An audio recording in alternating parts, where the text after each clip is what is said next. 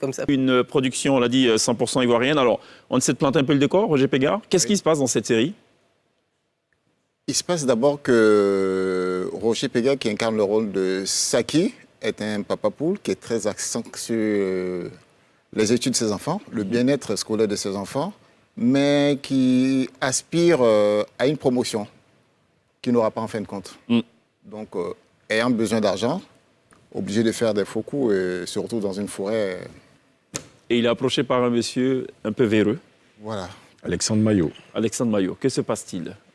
Alors, je suis le collaborateur direct de Pégard. Et comme je sais qu'il a besoin d'argent, il est cupide.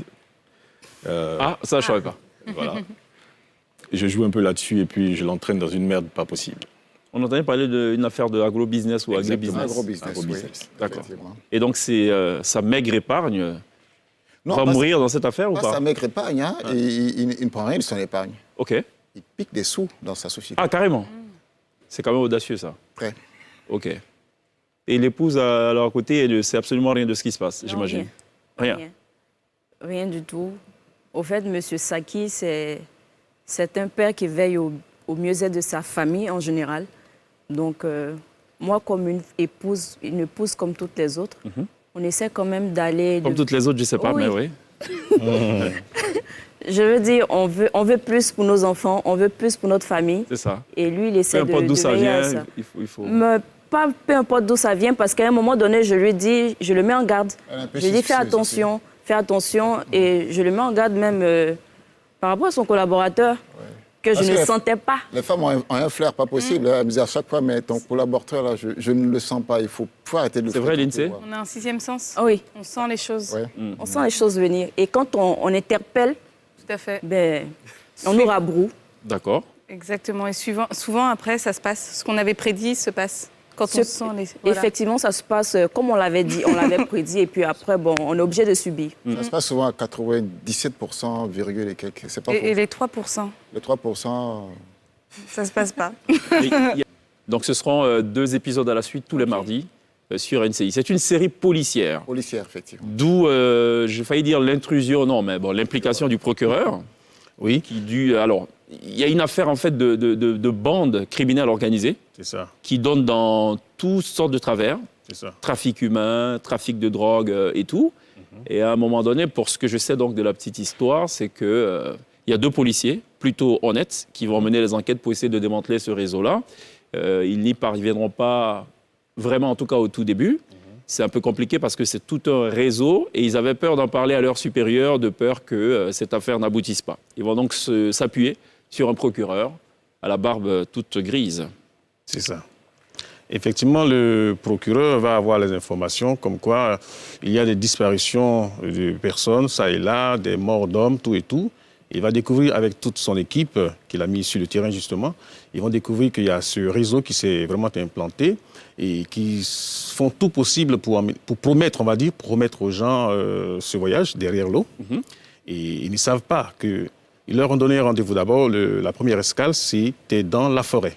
C'est là qu'on va venir les prendre par hélico pour aller jusqu'au bord de la mer. Et puis bon, alors que c'est là que tout va se passer, dans la forêt. C'est là que tout s'est joué. Et donc, le procureur qui a réuni toutes les informations, au moment où il était prêt à passer à l'acte, il va maintenant être lui aussi pris en sandwich. Je veux dire, tous ceux qui ont orchestré tout cela vont venir prendre sa femme. Il y a l'enlèvement de son épouse. Pour essayer de faire pression sur le procureur. Merci. Et donc, du coup, est-ce qu'ils foncent, est-ce qu'ils ne foncent pas? C'est là que la bataille va commencer. Absolument. Une bataille donc à retrouver ce mardi. Ce qu'il est important de savoir, c'est que c'est basé sur des faits réels. Pour ce que je sais. Oui. Donc, c'est pas quelqu'un qui s'est assis, qui a écrit une histoire. Non. C'est du vécu. On nous a dit que c'est du vécu. Donc, nous aussi, on a joué comme si c'était du vécu. C'est une histoire ivoirienne. Et puis, bon, je dirais bon, au cinéma, tout part quand même un peu des faits réels. C'est cela. Et il y a une adaptation. Juste d'adapter. Yakou, bienvenue. Enfin, Christian Ebois. Oui, Christian Ebois, mais bon, Yakou dans le film, finalement. Ouais, finalement, on va s'en tenir au nom du film. Hein. Ça va me coller, la peau. Ouais. Le chef des passeurs. C'est bien ça, ouais. D'accord. Donc, il fait passer les gens pour les envoyer à Bengué. Ou moins, il promet de les envoyer à Bengué. De toutes les façons, ils sont venus pour passer. Ouais. Est-ce qu'ils passent? On va régler ça dans le courant du film, voilà. D'accord. Mais ça se passe dans la forêt. Ça se passe dans une forêt, une vraie forêt, une forêt à la limite classée. Voilà, dans une ville à l'intérieur du pays, À Beauville. à Beauville. Ok. Très belle expérience. Au passage, je dis bien de choses au village des Erima Koudje qui a bien voulu nous recevoir. Voilà, tout à fait. D'accord. Et vous y êtes resté combien de temps? Dans la forêt, nous sommes restés pratiquement un mois. Vous avez dormi dans la forêt? Bah oui, on passait des nuits veillés en pleine forêt, ouais, voilà quoi. Ah bon? C'était passionnant, ouais. C'est comment? Ça ressemble à quoi? Dormir dans la C'était forêt? une toute première expérience pour moi, déjà dans un premier temps. Et dormir dans la forêt, on a dû s'accommoder parce qu'il y a la passion qui brûle à l'intérieur de tout un chacun de nous. Il y a les piqûres de moustiques qui brûlent aussi. Bon, il n'y avait pas que les piqûres de moustiques, hein. Il y avait le problème d'appétit, on avait du mal à manger tout de suite parce qu'il fallait marcher pratiquement après que la navette nous dépose 1 kilomètre pour vraiment entrer dans le fin fond de la forêt. D'accord. C'était très éloigné, c'était vraiment difficile, mais on n'a pas senti. D'accord. On n'a pas senti parce que c'était super passionnant, quoi. Il y a beaucoup de coups de feu dans cette série. Oui. Il y a beaucoup de sang. Oui. Et Yakou prend plaisir à faire couler le sang. J'ai bien résumé? Je ne crois pas. Je ne crois pas. Pas de Yakou, hein, pas de Yakou Oui, dans le oui, film, il y pas a du gars à de l'état problème. civil. Hein. Yakou, en fait, c'est une force tranquille. C'est quelqu'un de charismatique, de très méchant. Il n'a même pas besoin d'ouvrir sa bouche pour... Bon, enfin, c'est pas Yakou qui parle. Ah, non, on est Yakou, là. Ouais, il n'avait pas besoin tout de suite d'ouvrir la bouche pour faire peur. Voilà. Mais quand on ne respecte pas les consignes de Yakou, Il devient bienvenue très en méchant. enfer. Voilà, là, le sang devient coule. Quoi. très méchant. Il n'hésite pas. Bon, très bien. Stéphane Selimi aussi nous a rejoint, ça va? Ouais, ça va. Qui campe le personnage Roger. Roger, ouais. Il fait quoi, Roger, dans cette affaire? Alors, Roger, c'est celui-là même qui a toutes les bonnes idées qui se transforment en mauvaises à la fin. C'est un personnage téméraire, en fait. Voilà. Ça rappelle l'introduction de Roger Pega, là, qu'on n'avait pas bien compris.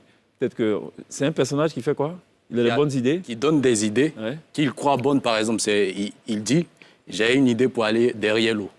Mais après, on voit ce qui se passe. Voilà. D'accord. Il donne des idées qui paraissent bonnes, mais à la fin, on trouve qu'il y a des choses qui se passent.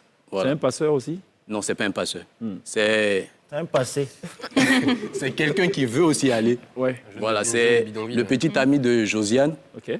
dans le film, le meilleur ami de Hervé. Voilà. Si vous voulez, Roger, c'est un personnage il est protecteur aussi quelque part. Mais c'est un gros peureux. D'accord. Voilà, c'est Qu'est-ce qui vous a le plus plu dans ce personnage-là. Oui, question valable aussi pour Yakou. Je l'ai aimé parce que c'était amusant, en fait. C'est un personnage très amusant. Je propose qu'on jette un petit coup d'œil sur l'envers du décor. Il y a ce qu'on verra le 6 juillet, sur Derrière l'eau, mais il y a ce qu'on ne verra jamais. Enfin, si, on va le voir maintenant, grâce à la télé d'ici. C'est le making-of. On a vu une scène où Roger était pratiquement dénudé. Ah, vous avez vu ça? Pas le vieux, pas le On vieux. va voir ça maintenant. Oui, oui, bien sûr. Non, on n'a jamais vu ça. On a flouté, en fait, il prenait une douche dans la forêt, dans Beauville. Et je ne sais pas si c'était sympa à voir ou pas, mais bon, écoutez. Il ne fallait pas flouter, mon caleçon, il était de marque en plus. Ouais, de marque, c'était vert comme Gaulle à montagne. Bon, Il y a du vert, là. du hein. vert. Je l'attendais. Le verre de savais que ça allait pierre. revenir ici. Sur lequel on va faire peut-être un petit plan encore. On peut avoir du pierre ou pas? C'est sa journée. Du pierre, s'il vous plaît. Du Pierre. J'ai pas dit du Lindsay, du Stéphane et du Pierre. Du pierre, s'il vous plaît. Cheikh Ivan, Voilà. excusez-moi, Yes. le monsieur Pierre, Oui. c'est sa tenue qui fait qu'il chocode.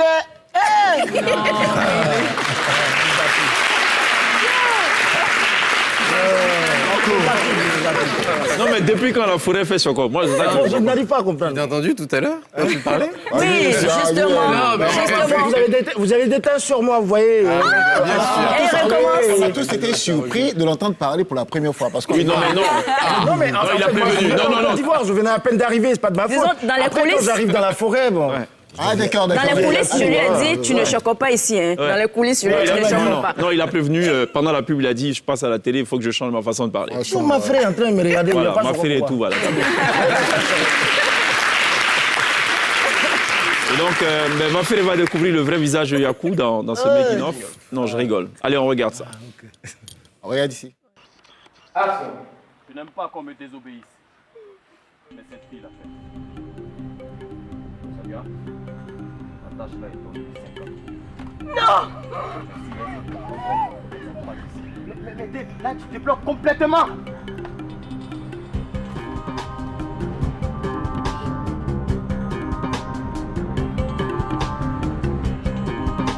Si tu continues, j'ai toute la maison avec mes filles.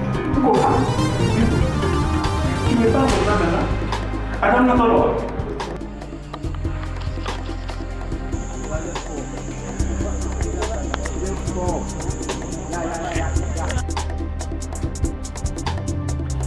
Est-ce que vous me garantissez, moi? Vous avez ma parole. C'est pas de votre parole dont j'ai besoin. Je veux que ce soit écrit et signé de votre main.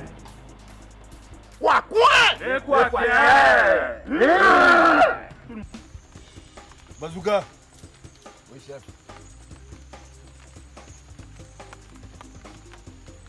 Tu prends 3 hommes avec toi et tu pars en éclaireur.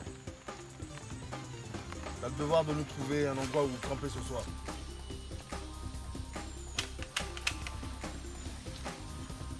Réveillez-vous. Réveillez-vous, j'ai dit.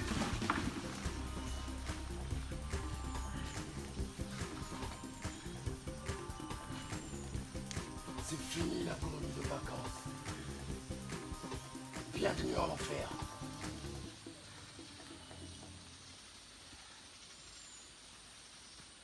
Mettez-moi cette bande de bâtards et prenez leur sac.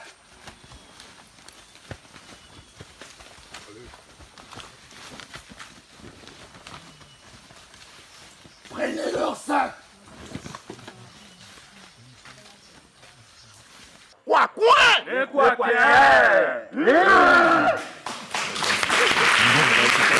Derrière l'eau, on va retrouver ce mardi à partir de 20h30 sur NCI. On a été rejoint par Yann Bajat, je prononce bien ou pas? C'est ça. Qui est aussi dans cette affaire de derrière l'eau. Qui fait quoi dans cette affaire? Il est Hervé. Hervé, c'est le copain de cette belle dame qui est là. Il veut la marier, mais il n'a pas assez de moyens. Et avec un patron pas très bien qui, lui, est musulman parce que la famille de la dame est musulmane et lui, il est chrétien. Donc, il y a d'abord ce clash au niveau de la famille, mais un vrai clash, une vraie bagarre. Bagarre même. Mais bon, après, il fait tout pour lui donner un autre chemin. Ce chemin, il est derrière l'eau. Il est derrière l'eau. Christelle, qu'est-ce qu'elle fait dans cette forêt? Je suis entraînée par mon mari Roger, mon copain, pardon. Et qui incarne le rôle de Roger, c'est-à-dire Sébim. C'est cela. C'est mon petit ami et en même temps mon meilleur ami. Voilà. Petit ami, meilleur, ok, d'accord. Voilà. Dans la vraie vie, c'est mon meilleur ami. Ok. Et dans le film, c'est mon petit ami. Voilà. Et Parce que la frontière est parfois Christelle, très en pleine forêt, est quand même avec Alima. Alima. Ce sont des jeunes hommes qui sont très fougueuses, très fortes, très courageuses aussi. Oui. Et par contre, moi, je suis un peu Le peureux. Le peureux.